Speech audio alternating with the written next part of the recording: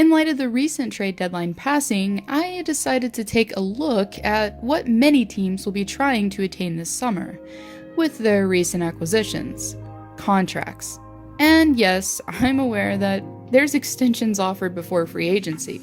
Anyways, as you already know, I went for the less favorable, cause let's face it, disasters are just way more fun to talk about. Number 10. Doughty. Okay, before you head down to the comments section, just hear me out for a minute. Doughty is obviously one of the best defensemen in the league. Norris Trophy winner, Stanley Cup champion, and his contract really wouldn't be all that bad if it didn't end when he's in his late 30s. At 29 years old, the blue liner is nearing the end of his prime, and therefore it's safe to say that the Kings may not be getting their full money's worth all the way through, as typically players begin to decline in their early 30s. Unless you're Jaromir Jagr, of course. So this isn't really me underestimating the Doughty of today, but instead his club overestimating the one of tomorrow. Number 9. Bobby Ryan. So remember that one time when Ryan just straight up was honest and said he wouldn't be moved because no one would want to take on his contract? No, they're gonna take $7 million. No, I'm good.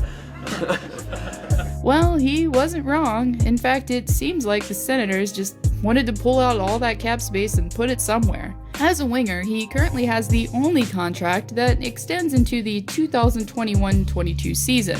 Now, that first season after his pay raise wasn't too bad, but after the 15-16 season, Ryan has yet to notch more than 35 points. And while he has missed playing time due to injury, I think it's obvious that this deal hasn't panned out well for Ottawa. Number 8. Ryan Kessler. I feel like when anyone looks at Anaheim's roster, it's basically, well, which contract is the worst of the worst, as several of them seem bloated at best. But Kessler wins this time around, as the forward currently is on a 4-year deal that's worth an average of $6.8 million a year, and doesn't have a lot to show for it.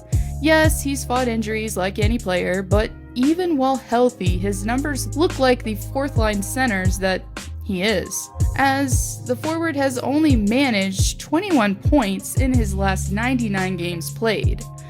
At the same time, I can see the reasoning behind the contract when it was inked, as Kessler had scored more than 70 points twice with Vancouver in 82 games, but had a mediocre 47 points in 81 the season prior to his new contract. Anyways, the Ducks have 3 more seasons of giving this handout until Kessler hits free agency.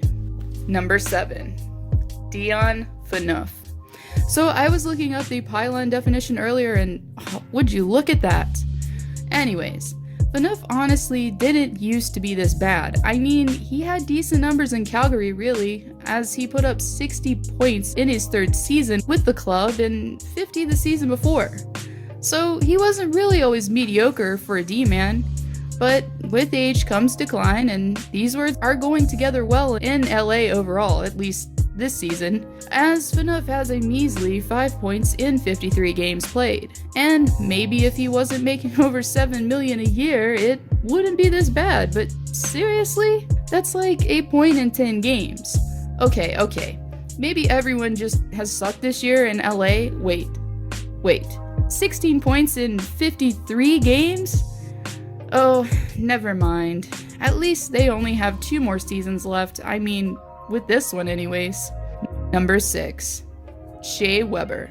I know, it seems like I'm just picking on any poor susceptible D-man at this point.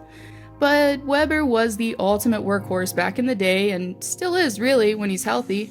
At the same time though, we're looking at the big picture here, and well, for Montreal, it kinda resembles a dumpster fire. I mean, when you look at the actual contract, it doesn't seem that bad, as the APV decreases towards the end. So that's a plus when you're paying a guy that obviously already has been breaking down at 33, and probably will be until he's 40 years old. I mean, sure, you would want a D-man like Webber on your blue line for as long as possible, but seriously? Number 5. Matt Moulson. And it just keeps getting better. I mean, worse.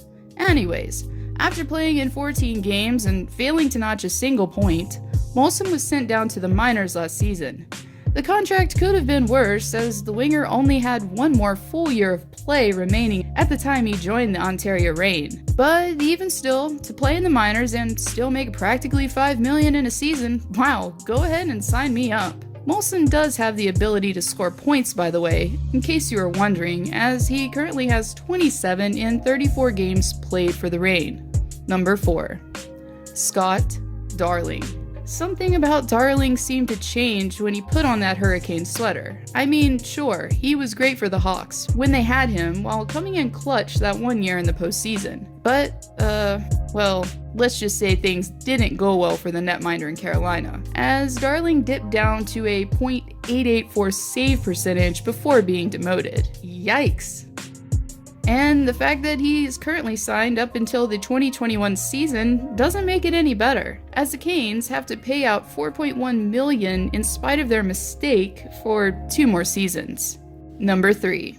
Zach Parise. Okay, so this one might be met with a little backlash, as Parise has been a huge part of this team for a while now.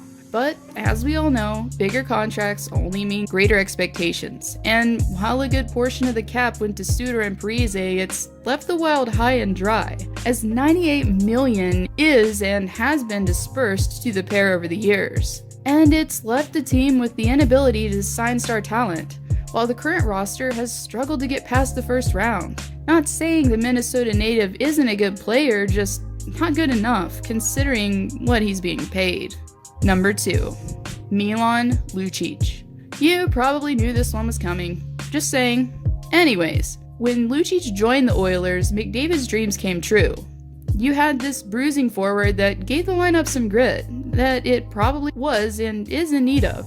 But this came at a cost, like a big cost. And really, when you're making the 3rd most in salary on the team, you should be putting up some numbers alongside the money. More than just 34 points in a full season. This really isn't completely the winger's fault though, really, as he's been part of a breed that's slowly dying. The old school power forward that's really good at being the tough guy, but not much else. While I could say that it's going to get better soon for the club, but that'd be a definite lie, as Lucic is signed all the way up until the 22-23 season. Ouch. Number 1. Brent Seabrook. And this is why Chicago fans can't have nice things. Sure, Seabrook represents part of the remaining core that carried the Hawks to 3 Stanley Cup wins, but as we all know, Father Time is never forgiving, and the Hawks roster isn't getting any younger. With Duncan Keith signed into his 40s, the first pair on the fence is only going to decline more than it already has, and his D partner doesn't make it any better, as he's signed for 5 more seasons. And maybe it wouldn't be so bad having him signed that long if he wasn't making Mark Giordano kind of money, and producing half the amount. I know this team isn't the greatest anymore, but still, this one has to sting just a little.